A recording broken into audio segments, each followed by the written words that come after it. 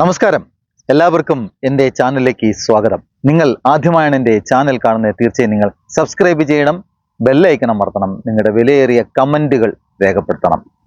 ഇന്ന് ഇന്ത്യയിൽ, അതായത് ഈ വരുന്ന ഏപ്രിൽ 9 ഇന്ത്യയിൽ 3 സംസ്ഥാനങ്ങളിൽ ഇലക്ഷൻ നടക്കാൻ പോവുകയാണ്. വോട്ടെടുപ്പ്. കേരളം ഉൾപ്പെടെ മറ്റ് 2 സംസ്ഥാനങ്ങളിൽ കൂടി ഇലക്ഷൻ കമ്മീഷൻ വോട്ടെടുപ്പ് ഇലക്ഷൻ പ്രഖ്യാപിച്ചു.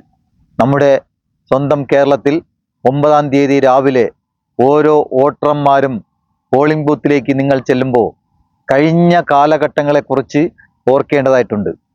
ഇപ്പോൾ തന്നെ എല്ലാവർക്കും അറിയാം, വലിയൊരു മാറ്റത്തിൻ്റെ തുടക്കം വീണ്ടും നമ്മുടെ കേരളത്തിൽ സംജാതമായിരിക്കുന്നു. ഓരോ വോട്ടർമാരും 9 രാവിലെ പോളിംഗ് ബൂത്തിലേക്ക് ചെല്ലുമ്പോൾ നിങ്ങളുടെ വിലപ്പെട്ട ഓരോ വോട്ടും കണക്കുകൾ ചോദിക്കുന്നതായിരിക്കണം. എന്തെന്നാൽ കഴിഞ്ഞു പോയ 10 വർഷം നാം എങ്ങനെയാണ് ജീവിച്ചത്, ഇനി നമ്മൾ എങ്ങനെ ജീവിക്കണം എന്ന് നാം ഓരോരുത്തരും വിലയിരുത്തണം. ഇപ്പോഴാണ് നമുക്ക് ഓരോ വ്യക്തിക്കും, ഓരോ വോട്ടറിനും നമുക്ക് ഓരോരുത്തരെ പിടിക്കാൻ സാധിക്കുക.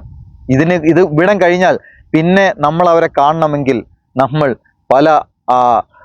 ഒരുപാട് കടമ്പകൾ കടക്കേണ്ടതായിട്ട് വരും. അതിന് ഒരുപാട് പെർമിഷൻ വേണം. ഇപ്പോൾ അവർ ഒരു പെർമിഷനും ഇല്ലാതെ നമ്മുടെ മുമ്പിൽ വന്ന് വോട്ട് ചോദിക്കുന്നു. കഴിഞ്ഞ കാലങ്ങളെക്കുറിച്ച് നമ്മളെ ഓർമ്മിപ്പിക്കുന്നു. എന്തിനാണ് കഴിഞ്ഞ കാലഘട്ടങ്ങളെക്കുറിച്ച് നമ്മളെ ഓർമ്മിപ്പിക്കുന്നത്? അവർ ചെയ്തു പോയ കാര്യങ്ങൾ ഓർത്ത് നാം വീണ്ടും അവരെ ജയിപ്പിക്കണം, അധികാരത്തിൽ കൊണ്ടുവരണം. പക്ഷേ നാം ഓരോരുത്തരും ചിന്തിക്കേണ്ടതായിട്ടുണ്ട്, വികസനം എന്നുള്ളത് ആരുടെയും കുത്തകയല്ല. അപ്പോൾ തുടർഭരണം എന്ന് പറയുന്നത് പിന്നീട് അതൊരു അഹംഭാവമായി മാറും, അഹങ്കാരമായി മാറും. കേരളത്തിൽ അതിന് സാധ്യതയില്ല എന്ന് പലവട്ടം പലകുറി തെളിയിച്ചതാണ്. അങ്ങനത്തെ ഒരു മണ്ണാണ് കേരളം. ഇവിടെ ജനങ്ങൾ പ്രബുദ്ധരാണ്. അവർക്ക് ആരാണ് നല്ല ഭരണം കാഴ്ചവെക്കുന്നതെന്ന് പ്രത്യേകിച്ച് ആർക്കും പറഞ്ഞു കൊടുക്കേണ്ട കാര്യമില്ല. ഇപ്പോൾ തീർത്തും ഒരു മാറ്റം തന്നെയാണ് പൊതുജനം ആശിക്കുന്നത്, ആഗ്രഹിക്കുന്നത്. അത് 9 കഴിയുമ്പോൾ അത് സംഭവിക്കും. റിസൾട്ട് വരുമ്പോൾ അത് തന്നെയായിരിക്കും സംഭവിക്കുക. കേരളത്തിൽ വികസനം കൊണ്ടുവരട്ടെ. ഓരോരുത്തരും 10 വർഷം കേരളത്തിൻ്റെ വികസനം, ആകെ 14 ജില്ലകളുള്ള ഒരു കൊച്ചു കേരളം 10 വർഷം കൊണ്ട് വികസിപ്പിക്കാൻ പറ്റില്ലേ? ഈ ചെയ്തു പോകുന്നതൊന്നും ആരുടെയും കുടുംബ സ്വത്തെടുത്തല്ല, നമ്മുടെ നികുതികൾ കൊണ്ട് മാത്രമാണ് അവർ ഈ കേരളം അല്ലെങ്കിൽ ഇന്ത്യ എന്ന് പറയുന്ന രാജ്യത്തോ സംസ്ഥാനങ്ങളിലോ അവർ വികസനം ചെയ്യുന്നത്. ആരും, ഏതെങ്കിലും ഒരു രാഷ്ട്രീയ നേതാവ് കേരളത്തിലെ വികസനത്തിന് വേണ്ടി കടമെടുത്ത് കടക്കാരനായ ചരിത്രമുണ്ടോ? ആർക്കുമില്ല. അപ്പോൾ ഇവിടെ നമുക്കാവശ്യം വികസനമാണ്, തൊഴിലാണ്. തൊഴിലില്ലായ്മ ദിനം പ്രതി വർദ്ധിക്കുന്നു.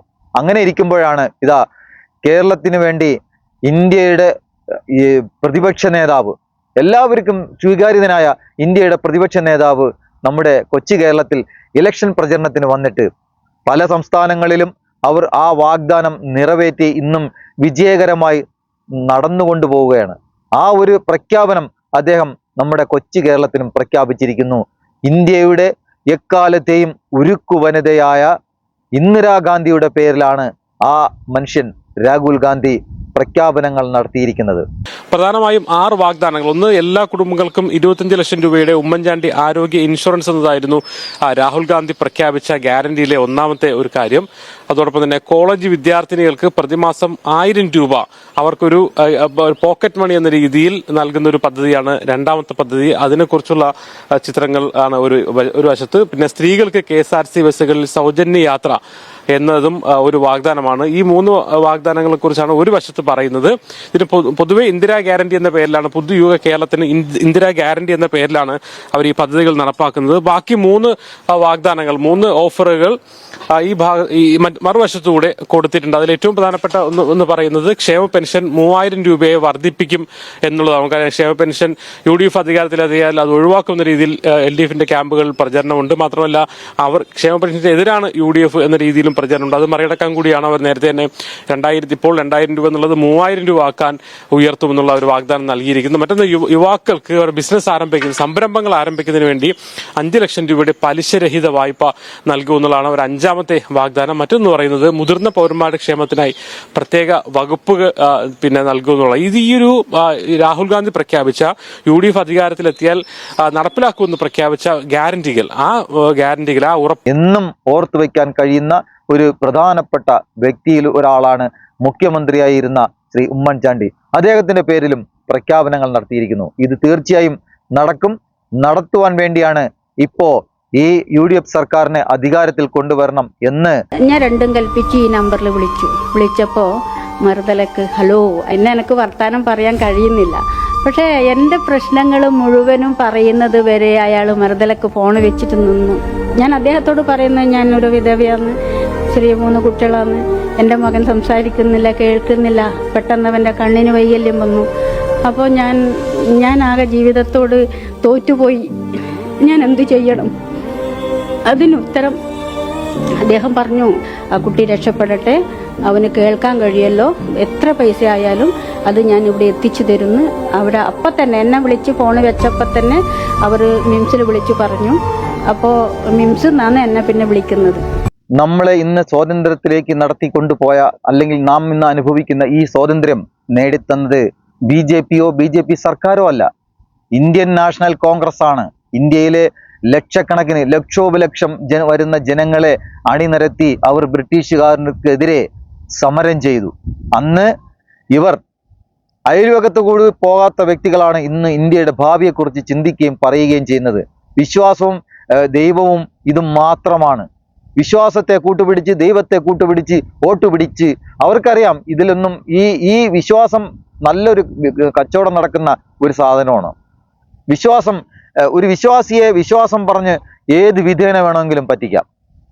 ദൈവത്തെ പറഞ്ഞ് ദൈവത്തിന്റെ വിശ്വാസത്തെയും പറഞ്ഞ് ആർക്ക് വേണമെങ്കിലും ആരെയും പറ്റിക്കുക. ഒരു യഥാർത്ഥ ദൈവവിശ്വാസി തീർച്ചയായും ആ വഞ്ചനയിലും ചതിയിലും വീഴും. അത് തന്നെയാണ് ഇന്ന് ഇന്ത്യയിൽ ഉടനീളം നടന്നുകൊണ്ടിരിക്കുന്നത്. നാം ഓർക്കണം, നമുക്ക് ആവശ്യം സ്വാതന്ത്ര്യമായ ഒരു രാഷ്ട്രമാണ്. സ്വാതന്ത്ര്യമായി ജീവിക്കേണ്ട ആവശ്യകത നമുക്കുണ്ട്. ഇന്ത്യൻ നാഷണൽ കോൺഗ്രസ് അതിന് ഒരു അടിത്തറയിട്ട ഒരു പാർട്ടിയാണ്. ഇന്ത്യയിൽ ഉണ്ടാകുന്ന പാർട്ടികളിൽ ഏറ്റവും ശക്തരായ ഒരു പാർട്ടിയാണ് ഇന്ത്യൻ നാഷണൽ കോൺഗ്രസ്. ഇന്ന് നിർഭാഗ്യവശാൽ അവർക്ക് ഇന്ത്യയിൽ അധികാരമില്ല. വരും കാലങ്ങളിൽ അവർ അധികാരം നേടിയെടുക്കുമെന്നുള്ള കാര്യത്തിൽ ഒരു തർക്കവുമില്ല. പലകുറി രാഹുൽ ഗാന്ധിയെ ആക്ഷേപിക്കുകയും അധിക്ഷേപിക്കുകയും ചെയ്തപ്പോൾ അദ്ദേഹം അതിൽ നിന്നും ഊർജവും കണ്ടെത്തുകയാണ് ഉണ്ടായത്. പല പ്രാവശ്യവും അധിക്ഷേപങ്ങൾ വിലയിരുത്തി അതിനെക്കുറിച്ച് പഠിച്ച് ഇന്ന് ഇന്ത്യ കണ്ട ഏറ്റവും വലിയ ശക്തനായ നേതാവാണ് ശ്രീ രാഹുൽ ഗാന്ധി. അദ്ദേഹമാണ് ഇന്ന് UDF വേണ്ടി കേരളത്തിൽ പ്രചരണത്തിന് വന്നത്. നമ്മുടെ പ്രിയപ്പെട്ട പ്രിയങ്ക ഗാന്ധി വന്നു, രാഹുൽ ഗാന്ധി വന്നു, മല്ലികാർജുൻ ഖാർഗെ വന്നു. അങ്ങനെ ദേശീയ നേതാക്കൾ നമ്മുടെ കൊച്ചു കേരളത്തിൽ ഈ ഇലക്ഷന് വേണ്ടി പ്രചരണത്തിന് വന്നു. ഒപ്പം നമ്മുടെ രാജ്യത്തിന്റെ പ്രധാനമന്ത്രിയും വന്നു. രാഹുൽ ഗാന്ധിയുടെ ജനപിന്തുണ ഇന്ന് ഇന്ത്യയിലെ ഒരു നേതാവിനും ഇല്ല എന്ന് ഞാൻ ഒരു വീഡിയോയിൽ പറഞ്ഞപ്പോൾ അതിന് താഴെ വന്ന കമന്റുകൾ സത്യത്തിൽ ചിരിയാണ് എനിക്ക് തോന്നിയത്. എന്തിനു വേണ്ടിയിട്ടാണ് അവർ ഈ രീതിയിൽ പറയുന്നതെന്ന് യാഥാർത്ഥ്യമാണ്, അതിൽ ഒരു തർക്കവുമില്ല. ഇന്ത്യയിൽ ഇന്ന് രാഹുൽ ഗാന്ധിക്കുള്ളതുപോലെ ജനപിന്തുണ മറ്റു ഒരു നേതാവിനും ഇന്ത്യയിൽ ഇല്ല. സത്യസന്ധമായ കാര്യമാണ് ഇത്. ഈ അടുത്ത സമയത്ത് അദ്ദേഹം ഓരോ പാർട്ടിയെക്കുറിച്ച് ചോദിക്കുമ്പോൾ ഓരോരുത്തരും ഇൻസ്റ്റയിൽ പോസ്റ്റ് ചെയ്യുന്ന പോസ്റ്റുകൾ കണ്ടാലറിയാം, നിമിഷ നേരങ്ങൾ കൊണ്ട് ആയിരങ്ങൾ, പതിനായിരങ്ങൾ, ലക്ഷങ്ങളാണ് ആ വീഡിയോകൾ ഷെയർ ചെയ്യുന്നതും അത് കാണുന്നതും. അപ്പോൾ നമുക്ക് ആ വിഷയങ്ങൾ അതവിടെ നിൽക്കട്ടെ. നമുക്ക് ആവശ്യം ഇന്ന് കേരളത്തിന്റെ മാറ്റത്തെക്കുറിച്ചാണ്. തീർത്തും 10 വർഷം കഴിഞ്ഞുപോയ 10 വർഷം നമുക്ക് നല്ലൊരു അനുഭവം തന്നെയായിരിക്കും. അതിൽ തെറ്റില്ല. അവർ നല്ലതോ ചീത്തയോ കഴിഞ്ഞു. ഇനി ഒരു സർക്കാർ, പുതിയൊരു സർക്കാർ വരട്ടെ. അതായത് UDF സർക്കാർ ഇനി അധികാരത്തിൽ വരട്ടെ. അവരാൽ കഴിയുന്നത് നമ്മുടെ നാടിന് വേണ്ടി ചെയ്യട്ടെ, യുവാക്കൾക്ക് വേണ്ടി ചെയ്യട്ടെ, യുവത്വത്തിന് വേണ്ടി ചെയ്യട്ടെ. ഇവിടെ തൊഴിലില്ലായ്മ വർദ്ധിക്കുന്നു എന്നുള്ള കാര്യത്തിൽ യാതൊരു തർക്കവുമില്ല. തൊഴിലില്ല. അങ്ങനെ പഠിച്ചിറങ്ങുന്ന കുട്ടികൾ എന്ത് ചെയ്യണം ഏത് ചെയ്യണം എന്നറിയാതെ അങ്ങോട്ടും ഇങ്ങോട്ടും നടക്കുകയാണ്. അവർക്ക് ജോലിയാണ് ആവശ്യം, അധ്വാനിച്ച് പണമുണ്ടാക്കലാണ് ആവശ്യം. അതില്ലായ്മ കൊണ്ടാണ് ഇന്നത്തെ തലമുറ പല ചതികളിലും വീണ് അവരുടെ ജീവിതം നശിച്ചു പോകുന്നത്. എല്ലാവർക്കും മാന്യമായ നല്ല നിലയിൽ ശമ്പളം കിട്ടുന്ന ഒരു തൊഴിലുണ്ടെങ്കിൽ തീർച്ചയായും അവർ മറ്റ് ഇടപാടുകളിലൊന്നും പോകില്ല. ഇവിടെ ആവശ്യം ജോലിയാണ്. വിദ്യാർത്ഥികൾ പഠിച്ചിറങ്ങുന്ന വിദ്യാർത്ഥികൾക്ക് വിദ്യാഭ്യാസം നേടി പുറത്തിറങ്ങുന്നവർക്ക് ആവശ്യം തൊഴിലാണ്. പഠിക്കാൻ അവസരം ഒരുക്കുന്ന സെമസ്റ്റർ ഇൻ കേരള പദ്ധതി. കാരണം പല രാജ്യങ്ങളിലും ഒരു സെമസ്റ്റർ പുറത്തുപോയി പഠിക്കാനുള്ള അവസരമുണ്ട്. അത് കേരളത്തിൽ വന്ന് പഠിക്കാൻ ലോകത്തെ വിവിധ യൂണിവേഴ്സിറ്റികളുമായി ഈ സ്കീം നിലവിലുള്ള വിവിധ യൂണിവേഴ്സിറ്റികളുമായി ബന്ധപ്പെട്ട് ഒരു സെമസ്റ്റർ ഇവിടെ വന്ന് പഠിക്കാനുള്ള ഒരു സൗകര്യം ഉണ്ടാക്കുക. സ്റ്റുഡന്റ് മൊബിലിറ്റി ഉറപ്പുവരുത്താൻ സർവകലാശാലകൾക്കിടയിൽ ക്രെഡിറ്റ് ട്രാൻസ്ഫർ സംവിധാനം ഏർപ്പെടുത്തും. കേരളത്തിലെ ക്യാമ്പസുകളിൽ സ്റ്റുഡന്റ് ഡൈവേഴ്സിറ്റിക്ക് പ്രധാന പരിഗണന നൽകും. ക്യാമ്പസുകളിൽ റാഗിംഗ് തടയാൻ സിദ്ധാർത്ഥൻ സ്റ്റുഡന്റ് ഡിസ്ട്രസ് ആപ്പ്. കേരളത്തിലെ ക്യാമ്പസുകളിൽ റാഗിംഗ് തടയാനും വിദ്യാർത്ഥികളുടെ ക്ഷേമം ഉറപ്പുവരുത്താനും Sidharthan anti ragging and student welfare act നടപ്പാക്കും. കേരളത്തിലെ ഉന്നത വിദ്യാഭ്യാസ രംഗം അമിത രാഷ്ട്രീയവൽക്കരണത്തിൽ നിന്ന് മോചിപ്പിക്കാൻ അക്കാഡമിക് കൗൺസിലിന്റെ എക്സിക്യൂട്ടീവ് ബോഡിയായി ഒരു അക്കാഡമിക് സിൻഡിക്കേറ്റ് ഉണ്ടാകും. അക്കാഡമിക് കാര്യങ്ങൾ മാത്രം ചർച്ച ചെയ്യും. ഇപ്പൊ യൂണിവേഴ്സിറ്റികളിലെ സിൻഡിക്കേറ്റിൽ നടക്കുന്നത് അക്കാഡമിക് കാര്യങ്ങൾ ഒഴിച്ചുള്ള ബാക്കി എല്ലാ ചർച്ചയും നടക്കുന്നത്. അത് അക്കാഡമിക് കാര്യങ്ങൾ മാത്രം നടത്തി വളരെ റിസർച്ച് ഓറിയന്റഡ് ആക്കി ലോക നിലവാരമുള്ള കോഴ്സുകൾ ആരംഭിക്കാൻ ഉള്ള പാകത്തിൽ കേരളത്തിലെ യൂണിവേഴ്സിറ്റികളെ മാറ്റുക എന്നതാണ് നമ്മുടെ ഉദ്ദേശം. സർവകലാശാലകളിലെയും കോളേജുകളിലെയും സ്കൂളുകളിലെയും വിദ്യാർത്ഥികൾക്കെതിരായ ജാതീയമായ വിവേചനങ്ങളും പക്ഷപാതവും അവസാനിപ്പിക്കാൻ രോഹിത് വെമുല ആക്ട് കൊണ്ടുവരും. +1 സീറ്റ് പ്രതിസന്ധിക്ക് ശാശ്വതമായ പരിഹാരം കണ്ടെത്തും. അവർക്ക് യോഗ്യമായ തൊഴിൽ നൽകേണ്ടത് ഒരു സംസ്ഥാനത്തിന്റെ, ഒരു രാജ്യത്തിന്റെ ഗവൺമെന്റുകൾക്ക് ഉത്തരവാദിത്തപ്പെട്ടതാണ്. അങ്ങനെ ഒരു ഗവൺമെന്റ്, ഒരു പുതിയ ഗവൺമെന്റ് ഇനി വരണം. അത് വളരെ അനിവാര്യമാണ്, വളരെ അനിവാര്യമാണ്. UDFന്റെ തരംഗമാണ് അങ്ങും ഇങ്ങും നാം കാണുന്നത്. എവിടെ തിരിഞ്ഞാലും ശരി, വലിയ മാറ്റത്തിന്റെ കാറ്റാണ് വീശിക്കൊണ്ടിരിക്കുന്നത്. ഇനി വമ്പൻ ഓഫറുകളാണ് രണ്ട് പാർട്ടിക്കാർ നടത്തിയിരിക്കുന്നത്. വമ്പൻ ഓഫർ. ഇവർ ഒരു വശത്ത്, UDF ഒരു വശത്ത് ഓഫർ നിരത്തുന്നു, LDF ഒരു വശത്ത് ഓഫർ നിരത്തുന്നു. ജനങ്ങൾക്ക് കൊടുക്കുന്ന വാഗ്ദാനങ്ങൾ നിറവേറുന്ന ഒരു സർക്കാരിനെയാണ് ആവശ്യം. അല്ലാതെ വെറും വാഗ്ദാനങ്ങൾ നൽകി പറ്റിക്കാൻ വേണ്ടി വോട്ട് വാങ്ങി പിന്നീട് ഞങ്ങൾ കണ്ടോളാം എന്ന് പറയുന്നതല്ല. അങ്ങനെയുള്ള ഒരു സർക്കാരിനെ അല്ല ആവശ്യം. ജനങ്ങളുടെ മുമ്പിൽ വാഗ്ദാനങ്ങൾ വെച്ചാൽ ആ വാഗ്ദാനങ്ങൾ നിങ്ങൾ പറയുന്ന പരിധിക്കുള്ളിൽ, ആ സമയത്തിനുള്ളിൽ ആ വാഗ്ദാനങ്ങൾ നിറവേറ്റണം. എങ്കിൽ മാത്രമേ അടുത്തൊരു തവണയും നിങ്ങൾക്ക് അധികാരത്തിലേറാൻ പറ്റുകയുള്ളൂ. അതിന് UDFന് കഴിയും എന്ന് ആത്മവിശ്വാസം ഉണ്ട്. പിന്നെ ഇതിനിടയിൽ പറയുന്ന മറ്റൊരു കാര്യമാണ് രമേശ് പിഷാരടി. അതുപോലെ നിയമം കേരളത്തിൽ ഏറ്റവും കൂടുതൽ ശ്രദ്ധിക്കാൻ പോകുന്ന 1-2 മണ്ഡലങ്ങളുണ്ട്. 1, 2, 3.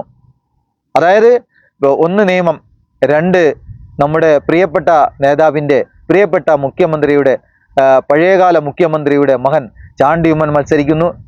മൂന്നാമത്തത് പാലക്കാടാണ്. ഇവിടെ സംഭവിക്കാൻ പോകുന്നത് അട്ടിമറി വിജയങ്ങളായിരിക്കും. അവിടെ സംഭവിക്കാൻ പോകുന്നത് അട്ടിമറി വിജയങ്ങളായിരിക്കും. അദ്ദേഹം ഒരു കോമഡി ആർട്ടിസ്റ്റ് ആണെന്ന് പറഞ്ഞ്, അതായത് പിഷാരടിയെ കോമഡി ആർട്ടിസ്റ്റ് ആണെന്ന് പറഞ്ഞ് അദ്ദേഹത്തെ അധിക്ഷേപിക്കാൻ പലരും ശ്രമിച്ചു. അദ്ദേഹം ഒരു രാത്രിയിൽ സന്ധ്യസമയത്ത്, ഒരു 7 മണി സമയത്ത്, ഒരു പ്രചരണത്തിന്റെ ഭാഗമല്ല, ഒരു സ്വകാര്യ സന്ദർശനത്തിന്റെ ഭാഗമായി ഒരു വീട്ടിൽ പോകുന്ന വഴിക്ക് വഴി തടയുകയും അവരുടെ വെപ്രാളം, ഇനി അങ്ങനെ ഒരു സംഭവം ഉണ്ടായാൽ അത് എന്തായിരിക്കുമെന്ന് ആർക്കും അറിയാൻ വയ്യാത്ത ഒരു സാഹചര്യത്തിൽ, കാരണം ഇദ്ദേഹം ആ വീട്ടിൽ ചെന്ന് കയറിയാൽ വീണ്ടും അവിടെയുള്ള ആൾക്കാരുടെ ഇഷ്ടം കൂടുകയും ഇത് അവരുടെ ഏരിയയാണെന്ന്, BJPയുടെ ഏരിയയാണെന്ന് വരുത്തി തീർക്കുന്നതിന് വേണ്ടിയാണ് പിഷാരടിയെ അവിടെ വിടാതിരുന്നത്. തീർത്തും ഇന്ത്യയിൽ സഞ്ചാര സ്വാതന്ത്ര്യമുള്ള ഒരു രാജ്യമാണ് ഇന്ത്യ. അവിടെ ഒരാളിന് പോകാൻ പാടില്ല എന്ന് പറയാൻ എന്ത് അവകാശമാണ്? സർവ്വ സ്വാതന്ത്ര്യം നേടിയ ഇന്ത്യയിൽ ആ വഴി തടയലിന്റെ സമയത്ത് ഒരു സ്ത്രീ അതോ ഒരു പുരുഷനോ അവരോട് ചോദിക്കുന്നുണ്ട്, ഈ വഴി നിങ്ങൾ വാങ്ങിയതല്ലല്ലോ, നിങ്ങൾക്ക് ഈ വഴിയുമായി യാതൊരു അധികാരമില്ലല്ലോ, പിന്നെ നിങ്ങൾ എന്തിനാണ് വഴി തടയുന്നത്? എന്നിട്ടും പിഷാരടിയെ ആ വീഡിയോയിൽ നമുക്ക് കാണാം, പിഷാരടിയുടെ കയ്യിൽ പിടിച്ച് വാമനെ ഞങ്ങളുടെ വീട്ടിൽ വന്നിട്ട് പോ എന്ന് പറയുന്ന അമ്മമാർ, സഹോദരിമാർ, സമൂഹത്തിലെ സ്ത്രീജനങ്ങൾ. അദ്ദേഹം മറ്റൊരു സ്ത്രീയാണ് നിർഭാഗ്യവശാൽ ആ വഴി തടയലിന്റെ മുൻപന്തിയിൽ നിന്നത്. അപ്പോൾ ആലോചിക്കണം, ഇവർക്ക് ബോധ്യമായി കഴിഞ്ഞു പിഷാരടി അവിടെ 100% ജയിക്കും. അതുപോലെ ചാണ്ടി ഉമ്മൻ, മറ്റൊരു നേതാവാണ് ശ്രീ ശബരിനാഥ്. അദ്ദേഹം വൻപിച്ച ഭൂരിപക്ഷത്തോടു കൂടി കേരളത്തിൽ MLA ആയി വരൂ എന്നുള്ള കാര്യത്തിൽ ഒരു തർക്കവുമില്ല. ഇവർ ജയിക്കാൻ പോകുന്നു. കേരളത്തിൽ വൻപിച്ച ഒരു മാറ്റം സംഭവിക്കാൻ പോകുന്നു. വമ്പിച്ച ഒരു ഭരണമാറ്റം സംഭവിക്കാൻ പോകുന്നു. ഇനിയുള്ള കാലം ഈ പുതിയ സർക്കാർ, UDF സർക്കാർ ജനങ്ങൾക്ക് നല്ലത് ചെയ്യട്ടെ, പൊതുജനങ്ങൾക്ക് നല്ലത് ചെയ്യട്ടെ, യുവാക്കൾക്ക് നല്ലത് ചെയ്യട്ടെ. യുവാക്കൾ തൊഴിലില്ലായ്മ മൂലം പല രാജ്യങ്ങളിലേക്ക് ചേക്കേറുകയാണ് ഉണ്ടാവുന്നത്. ഞാൻ പറയുന്നത് നിങ്ങൾ എഴുതി വെച്ചോളൂ. ഇന്ത്യയിൽ രാഹുൽ ഗാന്ധി പ്രധാനമന്ത്രിയായി വന്നാൽ അദ്ദേഹം രാജ്യത്ത് കൊണ്ടുവരുന്ന മാറ്റങ്ങൾ എന്താണ്? വിശ്വാസത്തെ കൊണ്ടുവരലല്ല അദ്ദേഹത്തിന്റെ ജോലി, ടെക്നോളജികളെ കൊണ്ടുവരലാണ് അദ്ദേഹത്തിന്റെ പണി. യുവാക്കളെ മുൻനിരയിൽ കൊണ്ടുവരലാണ് അദ്ദേഹത്തിന്റെ പണി. യുവാക്കൾക്ക് തൊഴിൽ നൽകി കൊടുക്കുന്നതാണ് അദ്ദേഹത്തിന്റെ പണി. ഇവിടെ UDFന്റെ വാഗ്ദാനങ്ങൾ പലകുറി പലരും കേട്ടിട്ടുണ്ടാവും. ഇത് നടപ്പിലാക്കാൻ വേണ്ടിയാണ് ഈ ഇന്ദിരാ ഗ്യാരണ്ടിയുടെ ഭാഗമായി നടത്തിയിരിക്കുന്ന വാഗ്ദാനം. തീർച്ചയായും അത് കേരളത്തിൽ വളരെ ഗംഭീരമായി നടക്കും. സ്ത്രീ ജനങ്ങൾ അത് വോട്ട് ചെയ്യുന്നവരാകട്ടെ ചെയ്യാത്തവരാകട്ടെ, കോൺഗ്രസ് ആവട്ടെ, UDF ആകട്ടെ, അല്ലെങ്കിൽ കമ്മ്യൂണിസ്റ്റ് ആകട്ടെ, അല്ലെങ്കിൽ BJP ആകട്ടെ, അല്ലെങ്കിൽ മുസ്ലിം ലീഗ് ആകട്ടെ, ഏത് പാർട്ടിക്കാരോ ആകട്ടെ, അവർ സ്വതന്ത്രമായി ഫ്രീ ആയിട്ട് സഞ്ചരിക്കാൻ പോകുകയാണ് കേരളത്തിൽ. ഈ വരുന്ന 9-ാം തീയതി ഓർക്കണം. ഈ വരുന്ന 9-ാം തീയതി നിങ്ങൾ ഓരോരുത്തരും പോളിംഗ് ബൂത്തിൽ കടന്നു ചെല്ലുമ്പോൾ നിങ്ങളുടെ വിരൽ തുമ്പിലിരിക്കുന്നത് ഓരോ ചോദ്യത്തിനുമുള്ള മറുപടികളാകണം. അതിന് നിങ്ങൾ വലിയ പ്രാധാന്യം നൽകി കഴിഞ്ഞുപോയ കാലഘട്ടങ്ങളെ ഓർത്ത്, ഇനി വരാൻ ഒരു പുതിയ മാറ്റത്തെക്കുറിച്ച് നിങ്ങൾ ഓർത്ത് തീർച്ചയായും ഓരോ വോട്ട് നിങ്ങൾ ഒരു വിജയിക്കുന്ന പാർട്ടിക്ക് വേണ്ടി നൽകണം. വിജയിക്കാൻ പോകുന്നത് തീർച്ചയായും ഇനി വരാൻ പോകുന്ന സർക്കാർ അത് UDF ആയിരിക്കും. അതിന് നിങ്ങളുടെ ആത്മാർത്ഥമായ സഹകരണം എല്ലാവർക്കും എല്ലായിടത്തും ഉണ്ടാവണം. ഈ വരുന്ന ഇലക്ഷനിൽ വമ്പിച്ച ഭൂരിപക്ഷത്തോടു കൂടി UDF സർക്കാർ അധികാരത്തിൽ വരും എന്നുള്ള പ്രതീക്ഷയോടുകൂടി നിർത്തുന്നു. എല്ലാവർക്കും നന്ദി, നമസ്കാരം.